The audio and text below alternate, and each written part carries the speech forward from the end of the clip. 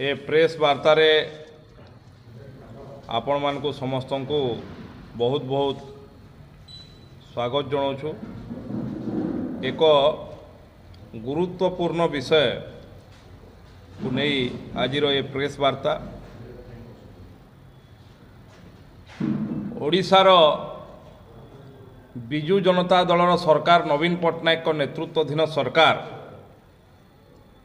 आज झारसुगुड़ा रे एंटरप्राइज ओडिशा नारे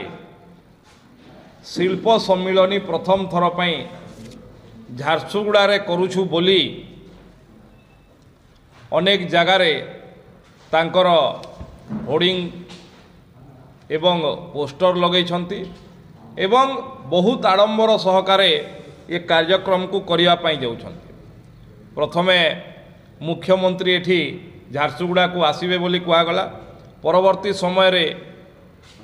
जना पड़ला जे मुख्यमंत्री आसुनाहांती वर्चुअल माध्यम रे जोग देबे। स्वाभाविक भाव रे जणे झारसुगुड़ा बासी हिसाब रे झारसुगुड़ार सचेतन नागरिक हिसाब रे ओडिशार जड़े नागरिक हिसाब रे एवं ओडिशार प्रमुख विरोधी दलर जड़े कार्यकर्ता भाव रे लोकंक मनरे जो प्रश्न अच्छी से प्रश्न को मु आज आपण मानकर माध्यम रे राज्य सरकार को पाखरे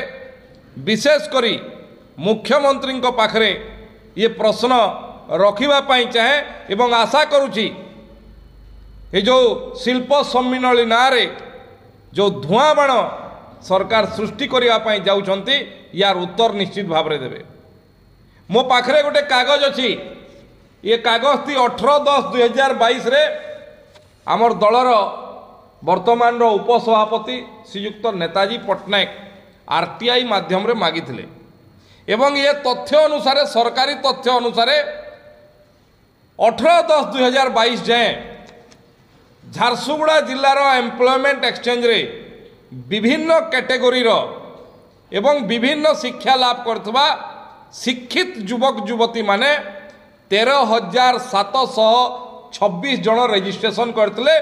टिल 18/10/2022 एवं तांकरी तथ्य अनुसार सरकारी तथ्य अनुसार ही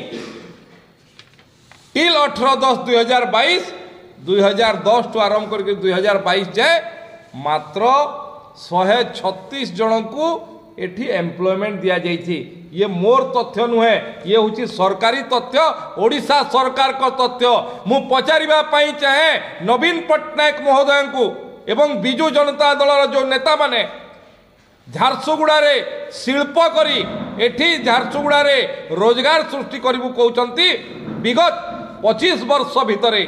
केतेटा युवक झारसुगुड़ार युवक को रोजगार देइचंती, केतोटी शिक्षित झारसुगुड़ार युवक युवती को एठी चाकरी देइचंती। आज तार उत्तर मान्यवर मुख्यमंत्री एवं तांकर मंत्री मंडल जो मान्यवर सदस्य माने एठी ओडिशावासी को झारसुगुड़ावासी को प्रहेलिका करने प्रतारणा देवाई जो आछंती ये प्रश्नर उत्तर रखापी आज मु प्रश्न करुँची जे जदि शिक्षित युवक युवती माने आशा भरा नयन रे सरकारी व्यवस्था रे एम्प्लॉयमेंट एक्सचेंज रे रजिस्ट्रेशन करछंती विभिन्न वर्गर 13,726 जन आपण एम्प्लॉयमेंट देउछंती 136 जन को। ये झारसुगुड़ा प्रति ओडिशा प्रति एवं एठिकार शिक्षित युवक युवती मानक पई युव वर्ग पई एवं ये युवक मानकर बापा माँ तांकर गार्डियन माने जो माने आशा भरा नयन रे एठी शिल्प हेले रोजगार सृष्टि हेबो चाकरी मिलिबो कहि जो माने आशा करिकी बंधा पकईकी जो पाठ पढ़ाई ता प्रति एटा राज्य सरकार नवीन पट्टनायक सरकार सबुठु बड़ उपहास। एठी मु द्वितीय प्रश्न पचारिबा पई चाहे 15 वर्ष तले झारसुगुड़ार हिरमा ठारे कोणार्क इस्पात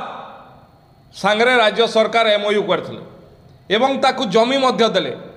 आज कोठी गला से कोणार्क इस्पात से जमी कौन कौथिले व्यवहार होची केवल जमी हातेइबा पई एमओयू उपरे एमओयू सरकार ये एमओयू केवल कोणार्क इस्पात नुहे 20 वर्ष तले एमओयू करथिबा अग्रिम स्टील कुआड़े गला से लोकंकर जो जमी साग माछ दर रे से समय नहीं आज से जमीर मूल्य कौन एवं जदि से जमी व्यवहार है नहीं ताले सरकारी नियम कौन कहूँ जे केते जमी अधिग्रहणर केते वर्ष भितर शिल्प प्रतिष्ठा करने कथा जदि शिल्प प्रतिष्ठा है नहीं से जमी से लोक मानू फेरस्त करा जिवो कि द्वितीय तृतीय कथा एठी बहुत प्रतीक्षित झारसुगुड़ार जेतेबेले कौन सी शिल्प नथिला एठी भास्कर टेक्सटाइल मिल थिला अनेक लोक सेथिरे तांकर रोजगार पाइथिले निजर जीवन जीविका निर्वाह करुथिले 150 एकर दामी जमी आज भास्कर टेक्सटाइल मिल अंचल रे बंद होगी पड़ी भास्कर टेक्सटाइल मिल आज सरकारी दलर अनेक लोक सेथिरे एनक्रोचमेंट करुछंती आज अनेक लोक अवसर प्राप्त 1500 रु अधिक अवसर प्राप्त कर्मचारी तांकर बकेया अर्थ पाई नाहंती मु आज पचारिबा पाई चाहे राज्य सरकार को मुख्यमंत्री को जे बीटीएम सूता कल आपण केबे चालू करिवे BTM textile mill Bharat Bhaskar textile mill एवं एठी जो लोक मानकर 1500 रु ऊर्ध्व लोकंकर बकेया अछि अनेक लोकंकर देहांत होगलानी पाइबा आशारे आज पाइबू काली पाइबू कहीकि अनेक लोक एठी रोगग्रस्त अछंती ट्रीटमेंट करबा पई पैसा नाही किंतु तांकर पैसा मिलु नाही राज्य सरकार मुख्यमंत्री एवं तांकर जो बचस्कर मंत्री माने एठी अछंती आज कहिबे कि ए भास्कर टेक्सटाइल मिल रो जो माने अवसर प्राप्त कर्मचारी मानकू केबे मिलिबो तांकर बकेया पैसा केबे से भास्कर टेक्सटाइल मिल सरकार आरंभ करिवे एवं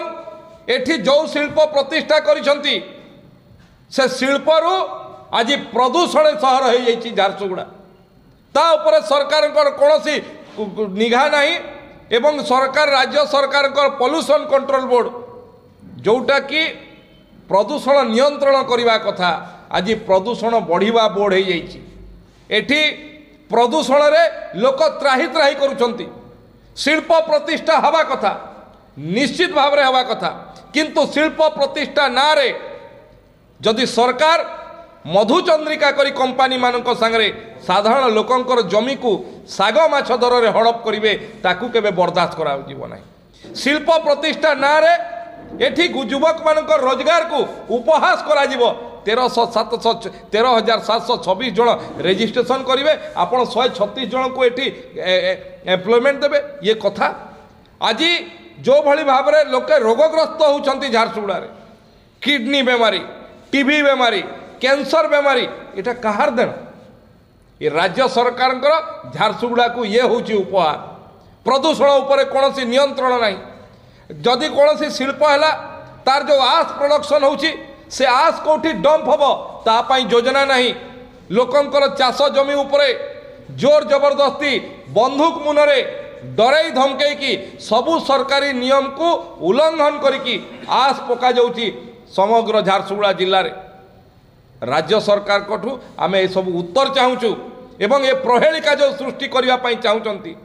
जे झारसुगुड़ा रे प्रथम थर पई शिल्प कॉन्क्लेव करूछु एंटरप्राइज ओडिशा करूछु मुख्यमंत्री महोदय झारसुगुड़ा बासींकर ये प्रश्नर आपण को उत्तर देबा पई पड़िबो एवं आपण निजर किछि आपणकर दल सहित संश्लिष्ट किछि परिवार कर जदि अर्थ बढ़ाइबा पई एवं कंपानी मानकठु अर्थ हड़प करी आपणकर दलीय पांठी जोगाड़ करिबा पई निर्वाचन पूर्वरु दलीय पांठी जोगाड़ करिबा पई जदि ये करूथांती निश्चित भाव में ओडिशावासी याकू देखुचंती तार उत्तर देबे किंतु याकू झारसुगुड़ा बासी कदापि बर्दाश्त करिवे नहीं निजर दलीय पांठी बढ़ाइबा पई निजर दल सहित सामिल होइतिबा किछि परिवार कर आर्थिक अवस्था स्वच्छल कर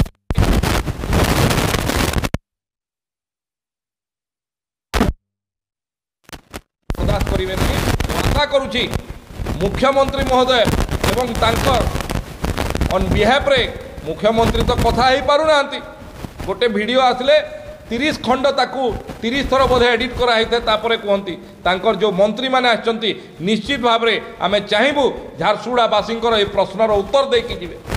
जे 13,726 युवक रेजिस्ट्रेशन करते आपण 25 वर्ष रे 136 जन को एठी दौरान आपण सरकारी तथ्य आपण तांको एम्प्लॉयमेंट देकी को भली भाव में उपहास करछंती। भास्कर टेक्सटाइल मिल उत्तर देवे, प्रदूषण उत्तर देवे एवं साग माछ दर में जो लोक मान जमी आपण हड़प करछंती एवं शिल्प प्रतिष्ठा करना तार मध्य उत्तर देवे बोली मु आशा करुछि। एठी आउ एक घटना उपरे मु आपणकर दृष्टि आकर्षण करिया पई चाहे। गतकाली रातिरे मोर निवास स्थान मु जोठी झारसुगुड़ा रे मोर घर सेठी गतकाली रातिरे मोर गाड़ी उपरे आक्रमण होइछि। गाड़ीर सामना काच